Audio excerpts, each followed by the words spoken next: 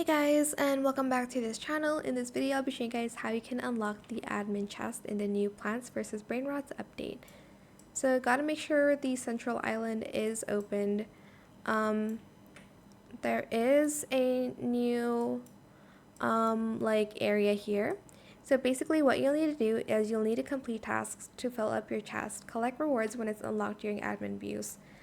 I missed it today because you have no idea. I have to make tutorials on 5 different games. But anyways, so the tasks for this week, I need to buy 50 gears, fuse 5 Brainrots, play for 2 hours, buy 100 gears, play for 5 hours, and buy 250 gears.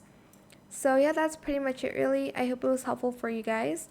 Don't forget to like, comment, share, and also subscribe to this channel if you haven't done that already. If you haven't, I said that twice. If you have not done that already, if you have any questions about this video, just leave it in the comment section down below. I'll try my best to answer them all for you guys. And if you found this video helpful, please click the thanks button as well. That is it. Thank you so much for watching. Bye.